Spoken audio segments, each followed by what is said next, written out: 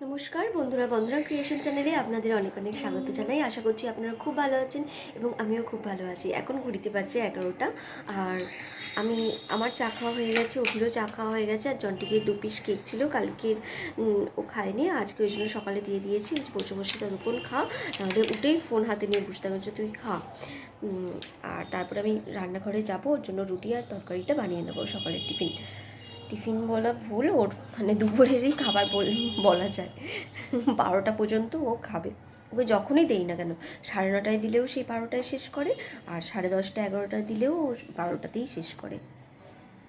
তো যাই হোক, আর অভি বাজার করে এনেছে, আমাকে বাড়িতে বলে গেল, মানে শুয়েছিলাম যখন আমাকে বলে গেল যে আলু ভাতে ডাল করে দাও, আর তার সাথে কিছু একটা ভাজাভুজি, ফুলকপি ছিল বাড়িতে, তাই বললো ভাজাভুজি করতে। আর ঘরে চা খেতে খেতে আমাকে বলছে, যাও গিয়ে রান্নাঘরে দেখো কী কী বাজার এনেছি। আমি তার মানে বুঝেই গেছি ও মাছ এনেছে, মাছের সাথে আরও কিছু এনেছে। এত বেলায় উঠেছে ঘুম থেকে, তার উপরে ও মানে বাজারে যাওয়া মানে অনেক কিছু নিয়ে আসে। বললো কই মাছ এনেছে, তাও কই মাছটা ভাগ্যিস কেটে কুটে এনেছে, আমি তো পারি না। কই মাছের ঝোল বললো, ফুলকপি দিয়ে আলু দিয়ে বড়ি দিয়ে, সেই বড়ি দিয়েছিলাম সেই বড়ি দিয়ে, ওই খাচ্ছে, আমি খাচ্ছি না। আচ্ছা, ওই বড়ি দিয়ে ঝোল, আর বললো কি বেতো শাক, আর বেতো শাক বেগুন দিয়ে ভাজা, আর আমলকি এনেছে, আমলকি ভাতে। মানে আমি ওর এখন টিফিন বানাবো, রান্না করবো এত কিছু, তারপরে আবার বিছানা গোছানো, আমার কিচ্ছু হয়নি। মানে যেদিন আমি দেরি করে উঠবো সেদিন ওর অনেক বাজার করে আনতে খুব ভালো লাগে। আর এই একজন, এনার তো খাওয়াই শেষ হয় না, ওই 2 পিস কেক হাতে নিয়েই দেখুন বসেই রয়েছে, কখন শেষ হবে আমি নিজেও জানি না। মানে দুজনে আমাকে পাগল করে মেরে ফেলবে। ও এখানে বসে বসে খাক, কেকটা খেয়ে নিক, আর ততক্ষণ একটু খেলাধুলা করুক, বল কিনে এনেছে ওর বাবা, ও খেলুক। আর আমি এখন চলে যাই রান্না করে ওর জন্য টিফিনটা বানিয়ে আনি, আর দেখি কখন আমার কাজ শেষ হয়। আমার তো মনে হচ্ছে 2টোর কমে তো হবেই না।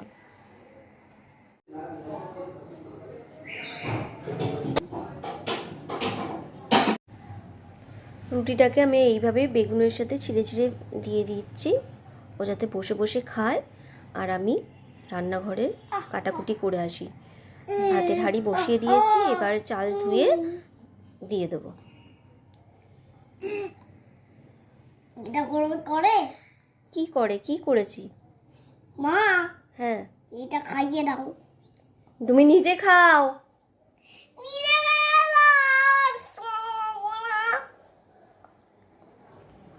চিবা, খাও আর চিবা, ওই বড় বড় দাঁত দিয়ে চিবা।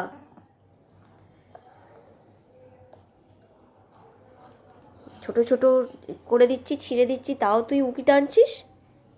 তোকে কি পেস্ট করে দেবো এখনো?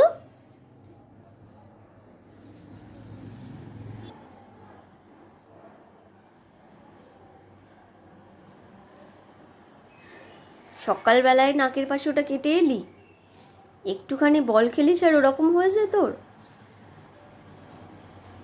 রুই মাছ ধোয়া হয়ে গেছে, আঁশ ছাড়ানো ছিল, কিন্তু তাও গায়ে অল্প অল্প লেগেছিলো, আমি এতক্ষণ ধরে ধুলাম। এবার নুনটা দিয়ে দিচ্ছি, নুন হলুদ মাখিয়ে রেখে দেই।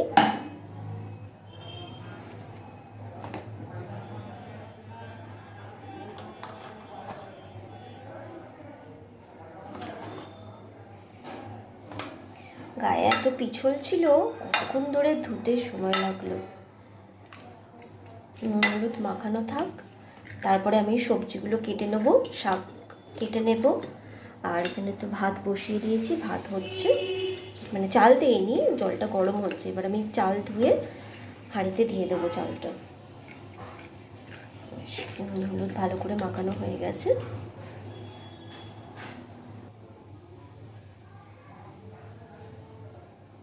বাবা, এখনো খাওয়া হয়নি? যেরকম দিয়ে গেছি সেরকম? তুই কি করছিলি? বসেছিলি কেন? তাড়াতাড়ি খেয়ে নাও, তাড়াতাড়ি খেয়ে নাও। এই দেখুন, 11:30টায় দিয়েছি, 11:20 খেতে দিয়েছি, এখন 11:45 বাজতে যায়, ওরা এখনও খাওয়া হলো না। আমার এদিকে মাছ দেওয়া হয়ে গেল, এই যে চাল নিয়ে যাচ্ছি, চাল ধুয়ে দিয়ে দেবো, ভাতও হয়ে যাবে। তাও তাও খাওয়া হবে না।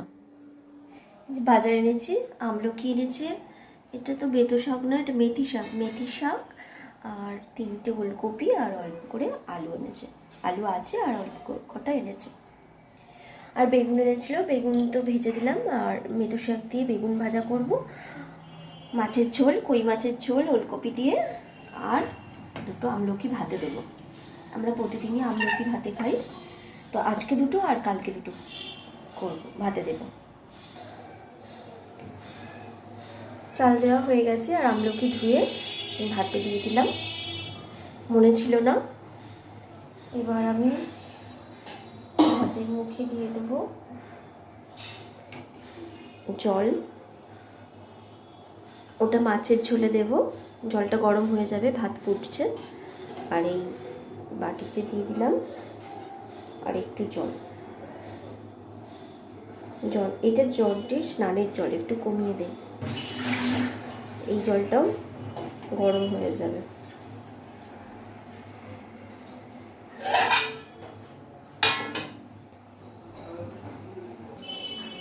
আমি কাটতে বসে যাই।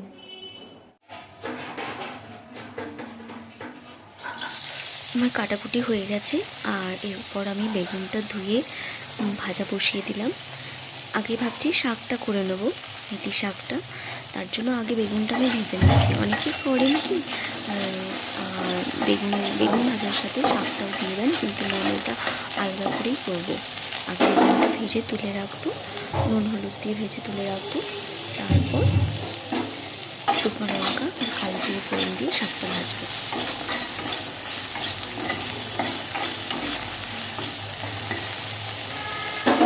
আমার প্রায় সবই কাটাকুটি হয়ে গেছে, ওলকপি, টমেটো, আদা, লঙ্কা এগুলো সবই হয়ে গেছে। ওই জন্য রান্নাটা আমি বসিয়ে দিলাম, দেরি করলাম না। আর আমার এদিকে বেগুন ভাজাও হয়ে গেছে, বেগুনটা এবার বাটিতে নামিয়ে রাখবো।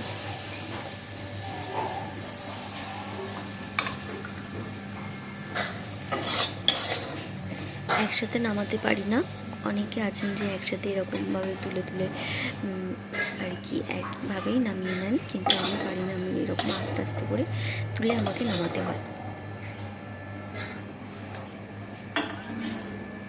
তো এরপর আবার আমি কড়াতে অল্প করে তেল দেবো, তেল দিয়ে একটা শুকনো লঙ্কা, যে বেশি দিলে আবার ঝাল হয়ে যাবে, ওই কারণে একটা শুকনো লঙ্কা ভেঙে মাঝখান দিয়ে তার মধ্যে আর কি কালো জিরে দিয়ে দিলাম।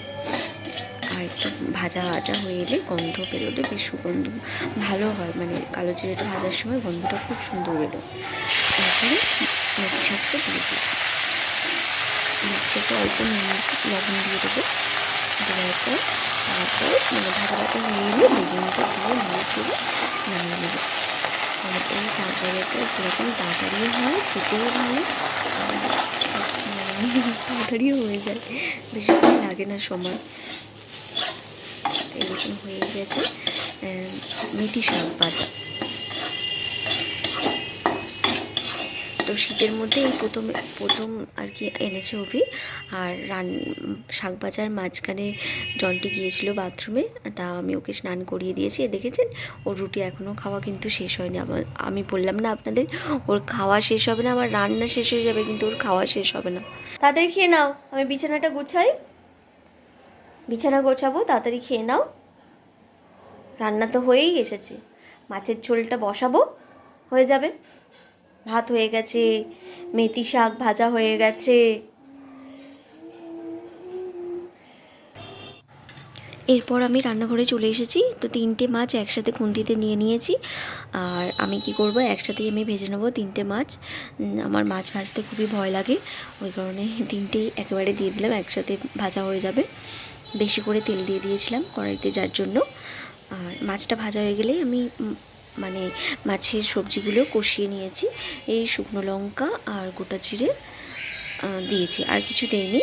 আর মশলা বলতে দিয়েছি হলুদ, সামান্য একদম 1 চিমটি মতো লঙ্কা গুঁড়ো কালারটা আসার জন্য, আর দিয়েছি জিরে গুঁড়ো বেশি করে 1 চামচ, আর হাফ চামচ ধনে গুঁড়ো দিয়ে ওলকপি আলু একসাথে ভেজে মশলার সাথে কষিয়ে নিলাম। তো মশলা কষানো হয়ে গেছে, এরপর আমি গরম জলটা বানিয়ে রেখেছিলাম ওটা আমি দিয়ে দিলাম। এরপর আমি আর কিছু করব না, আস্তে করে গ্যাসটা সিম করে দিয়ে আমি ঘরে চলে যাব। ঘরটা আমি তুলে নেবো, বাসি বিছানা পড়ে আছে, আর জনটিকে ডাইনিংয়ে মানে বারান্দায় দিয়ে দেবো, বলবো খেল। তারপর আমি স্নান করে নেব। এখন আমার স্নান হয়ে গেছে, আর এখন আমি জনটিকে এবার খাইয়ে দেবো। ঘড়িতে বাজে দেখুন 2:30 বেজে গেছে। ভেবেছিলাম 2টোর মধ্যে হয়ে যাবে স্নান টান সব, কিন্তু 2:30 বেজে গেছে। তো এখন আমি জলটিকে খাইয়ে দিচ্ছি তাড়াতাড়ি করে। তার আগে অভিকে কল করে নেব, দেখবো অভি কখন আসে। যদি এখন আসে তাহলে ঘরে খাওয়াবো জলটিকে, তাহলে একসাথে বসে যাবো তিনজনে। আর যদি বলে যে দেরি হবে আসতে, তাহলে ডাইনিংয়ে জলটিকে খেতে বসাবো। তো বন্ধুরা, আমার ভিডিও যদি আপনাদের ভালো লেগে থাকে তাহলে আমার চ্যানেলটি আপনারা প্লিজ সাবস্ক্রাইব করবেন এবং লাইক কমেন্ট করে জানাবেন আমার ভিডিও আপনাদের কেমন লেগেছে। এই দেখুন মাছের ঝোলটা এইরকম কালার এসেছে। এই রকম কালার দেখে মানে ভাত খেতে ইচ্ছে করে, বলে যে একদম ঠিকঠাক কালার দেখে তবে রান্নার বিচার করে, খেয়ে নয়। আবার দেখা হবে আপনাদের সাথে নেক্সট ভিডিওতে। ভালো থাকবেন, সুস্থ থাকবেন।